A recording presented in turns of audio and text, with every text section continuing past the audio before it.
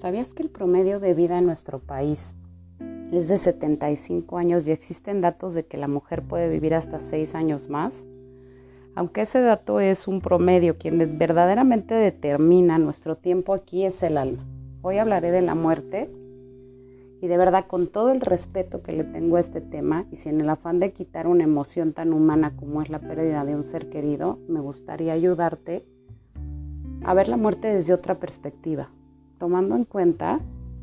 Quiero que tomen en cuenta que esta es mi manera de ver la muerte y mi experiencia con ella y pues ojalá y les ayude. Y antes de empezar ya en este tema, les voy a pedir que hagamos 3 respiraciones. Pongan su mano derecha en su corazón, inhalen profundo, exhalen, una vez más, inhalen profundo, exhalen.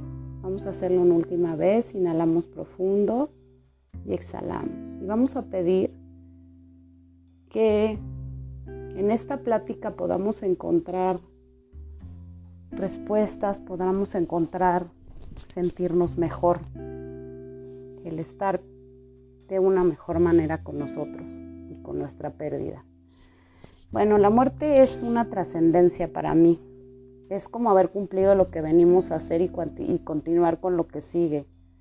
Y la muerte debería sentirse como una celebración, ¿no? Como cuando te gradúas y terminas algo, como cuando hiciste algo que te costó mucho trabajo y lo terminaste.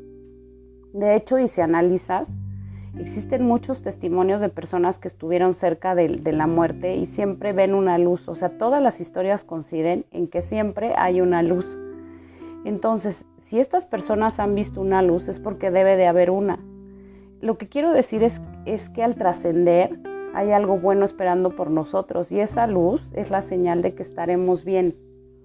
Claro, esto no te va a quitar ni el dolor ni el vacío de perder a alguien, porque la muerte de un ser querido es un shock, es un rompimiento, es una ausencia.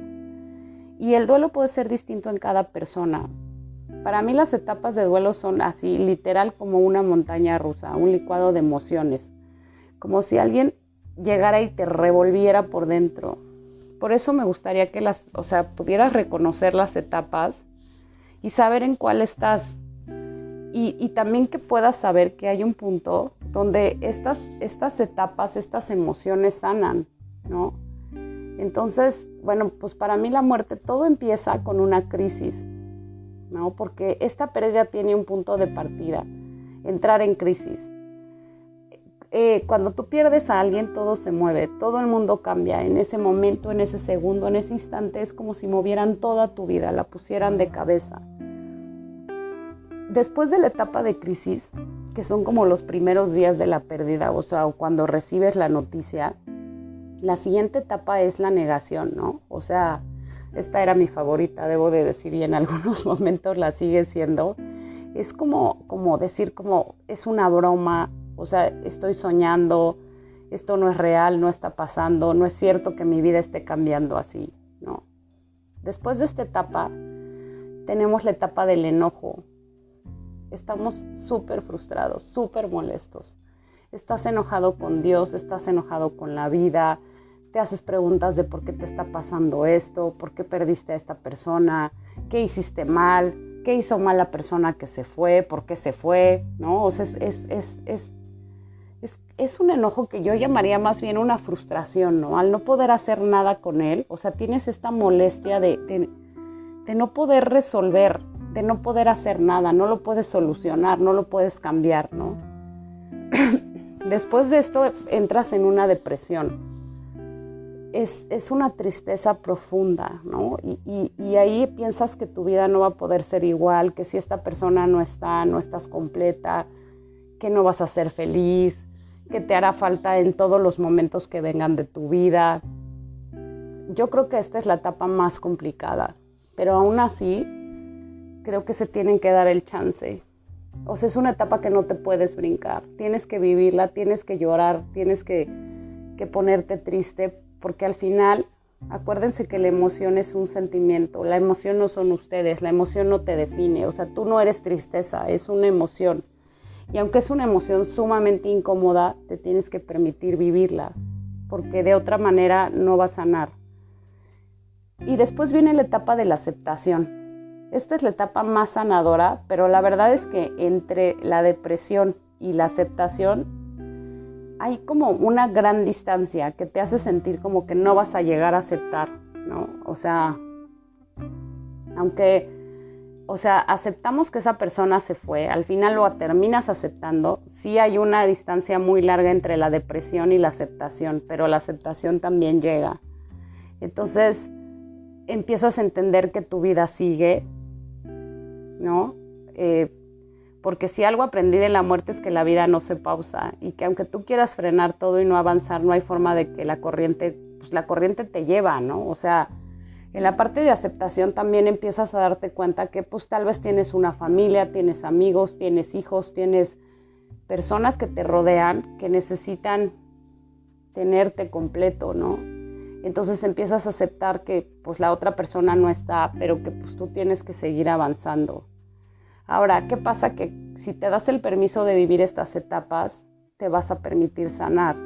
Que las etapas son distintas en cada persona. O sea, hay gente que vive, por ejemplo, pasa, no sé, de la primera etapa que es la crisis a la negación o al enojo, lo hace muy rápido, pero de alguna manera el saber o entender que hay etapas y que afortunadamente nada es para siempre y que van a pasar, te va a ayudar mucho a que avances, ¿no? El lado del aprendizaje, que es la última etapa, te ayuda a reflexionar, que cada vez que alguien se va, uno siempre se pregunta el sentido de su vida, ¿no? O sea, la última etapa después de la aceptación es el aprendizaje.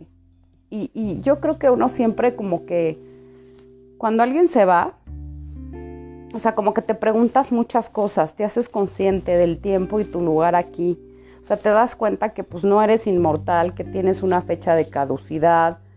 Pero también en la parte del aprendizaje, y esta es como la última etapa, que te puede pasar antes, ¿no? Pero te haces preguntas como, ¿y si me gusta mi vida? ¿Y si vale la pena el trabajo en el que estoy? ¿Y si soy feliz con lo que tengo? ¿No? Y esto es súper enriquecedor también, ¿no? Porque igual y te hace como un replanteamiento de vida para saber si quieres seguir haciendo lo mismo, porque al final pues no eres eterno o vas a tratar de buscar como tu felicidad y aprovechar mejor tu vida, ¿no? También te preguntas como, ¿será que no estoy valorando a mi familia, que no amo lo suficiente a mi pareja? O sea, esa conciencia que haces cuando hay una pérdida en la parte del aprendizaje, a mí me parece una forma linda como de regresar a la aquí y a la hora y decir, a ver, espérame, tengo todo esto, pues lo tengo que valorar, que aprovechar, que cuidar, ¿no? Y en algún momento también como que pones a tu atención a la gente que amas, ¿no? Y agradeces tenerlos, los valoras, les dices muchas cosas que en el día a día no haces o no hacías. O sea, incluso pasan cosas como que disfrutas que tus hijos te interrumpan cuando estás viendo una serie o que tu mamá te hable por horas en el teléfono, aunque solo sea para quejarse. O sea, si ustedes se fijan, cuando perdemos a alguien, en esta pérdida también nos ayuda a poner atención a la gente que sí tenemos, a la gente que amamos, la que está con nosotros todos los días.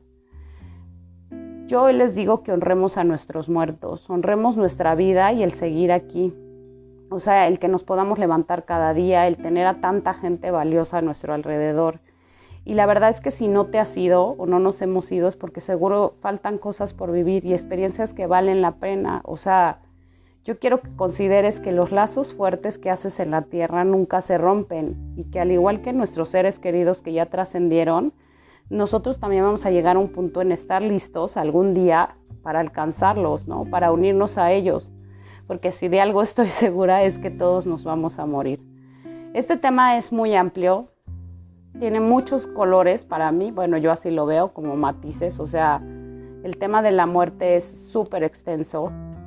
Después tal vez me gustaría hablar un poquito del miedo que tenemos a morirnos, pero bueno, este podcast está enfocado en cuando pierdes a alguien, ¿no? Y como el qué pasa contigo y cómo puedes sentirte mejor. y era eso lo que yo les quería dejar, independientemente de que, como les digo, este tema tiene muchísimas subtemas para hablar de él. Aquí lo importante es que puedas cambiar la visión de que el cuerpo no se muere, no, o sea, ya no hay nada y nunca voy a volver a ver a esa persona, porque yo estoy convencida de que esas personas nos están esperando en el cielo.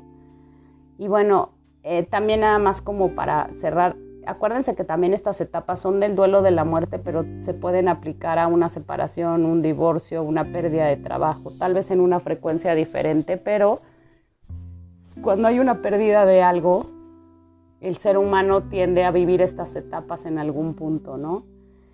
Y bueno, simplemente vívanla, permítanselas, pero no en el estado de dañarse, de no querer estar, de no querer vivir. Y traten de que las relaciones que tienen con la gente que aman no sean apegos negativos. O sea, tú no puedes vivir a través de una persona. Entonces, el que una persona no esté, sí, siempre va a ser doloroso, siempre te va a hacer falta, pero eso no puede impedir que tú vivas y te permita ser feliz. Y por último, les quiero recomendar un libro que está maravilloso, de verdad. Yo amé este libro, a mí me conectó con muchas cosas y me dio una gran paz mental y emocional. El libro se llama Hablando con el cielo, es de James Van Praagh. Y bueno, soy Diseñame Espiritual. Muchas gracias.